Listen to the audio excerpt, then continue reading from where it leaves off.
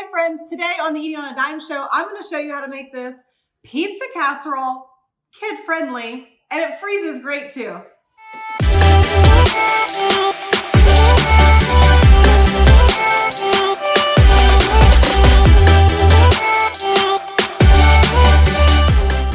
Hey friends, I am hopping on here today to make my all-time favorite casserole, pizza casserole.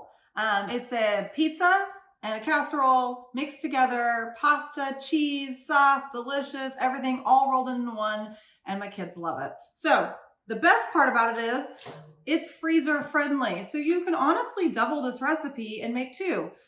Super simply, because you can make one for dinner tonight and then throw the other one in, like in the freezer for a future meal. Okay, so let me know below what is your favorite pizza topping. So we're doing pizza casserole, and I'm just gonna do a traditional pepperoni pizza, but you can do anything from sausage.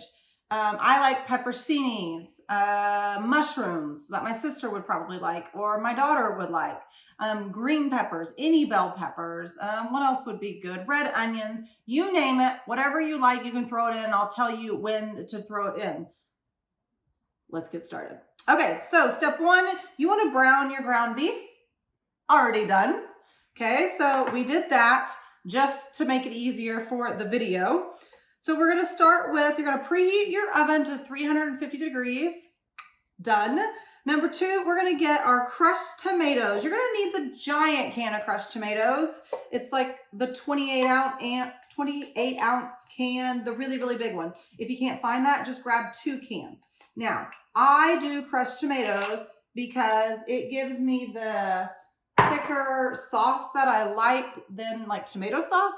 But if you do diced tomatoes, that's when your picky kids kind of panic. And so we stick to the crushed tomatoes anytime I'm making a pizza sauce because it gives you a thicker sauce without your kids getting moody because they see it diced up tomatoes. So let me know, give me a thumbs up if you have kids who freak out with tomatoes. Okay, oh, and if you're wanting the recipe, you go to eatingonadime.com, search pizza casserole. Pizza casserole. Not only will you find this recipe, you'll also find a keto version. You'll find several other delicious pizza casseroles, even a gluten-free version that you can try. You can print it out and get the full nutritional value there, or the link is down below. Okay. Here we go. So now we have our sauce poured in here. We're going to throw in some Italian seasoning and garlic salt. So by using Italian seasoning, we're skipping having to come up with basil and oregano and all the stuff. We're just throwing in Italian seasoning and garlic salt. Boop. We're going to mix that up real quick. Then we're going to throw in our browned beef. Now, if you're just sauteing this in the pan, then you could just dump all this in that same skillet if you were doing this on a stovetop instead of, on a video like me. So we're going to throw in our ground beef, mix that up, get that pushed out of the way. Now, what I'm looking at, you're probably like, what does she keep looking at? I'm actually printed out the recipe from Eating on a Dime, and I'm literally just following the recipe because that's how easy it is. And honestly, once you've made this a bunch, you can just,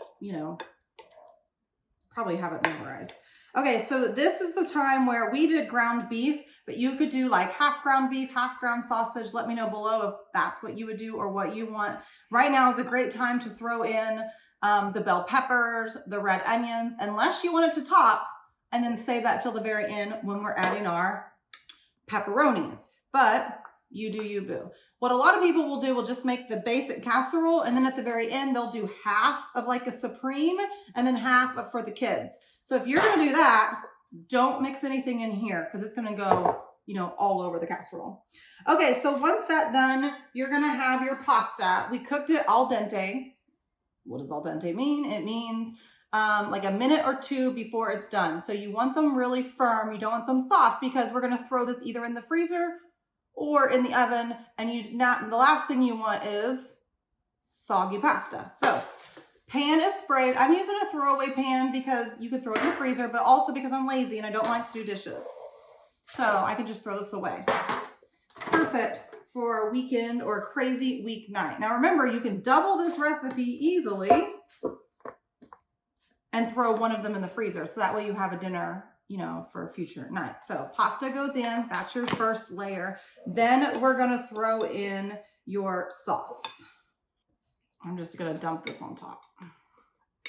Now, if you're gonna freeze it, the trick to not having gross, nasty tasting pasta is to make sure your pasta is completely covered.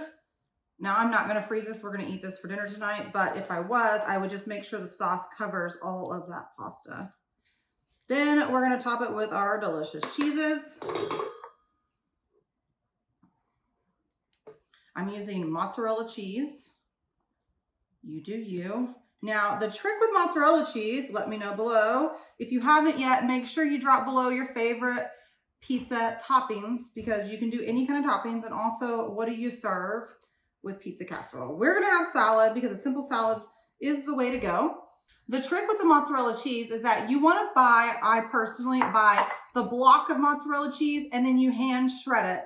That makes your cheese melt so much better anytime you're doing a casserole than if you were to buy pre-shredded cheese. So it won't, if you're buying the pre-shredded cheese, it will be the little tiny pieces and they're not going to melt as beautifully, as evenly as if you hand shredded it. So little tip of the day. Then we're going to do our toppings. So I'm going to throw in pepperonis for my pepperoni pizza because that is super kid friendly. But this is when you're going to top whatever you want. Mushrooms, pepperoncinis, bell peppers, extra sausage, you do you. As you can see, my casserole is filled to the brim. So it's a super filling dinner. Perfect for growing children that could eat their weight in food. Boop, boop, boop. Couple more. You can never have too many pepperonis. Okay, then what I like to do is I like to finish it off with Parmesan cheese. But you do you, boo. You do you, boo. Okay, now we're gonna cover this with foil. My container just came with a little foil lid. Now, let me show you what it looks like in case you can't see. Super easy, right? Super simple. You do not have to do a foil pan. You can do any 9x13 pan. Again, you could cut this in half real easily. You could double it real easily. You do you, boo. But we're going to cover it with the lid and off to the oven it goes. We're gonna bake it about 350 degrees for about 30-ish minutes. And then I like to remove the lid and I let it cook another 15 minutes. If you find your your casserole is real watery because sometimes the tomatoes can kind of separate and become watery, you're just gonna need to cook it a little bit longer without the lid and that'll solve that problem. The other tip of the day is to, when it's done, make sure you let it rest on your counter. So behind me, you'll see my stove. After it pulls out of the oven, I'll just let it sit on the stove, let it cool for about 5 minutes before you cut it. And that will let the pasta soak up any extra moisture. It makes it firmer, makes it delicious and perfect for dinner. Okay, that's it. So if you're wanting the recipe, head to eatingonadime.com, search pizza pasta, and you can print it out and make it today. I'll see you guys next time. Bye, friends. Thanks for watching. The link for the recipe is below.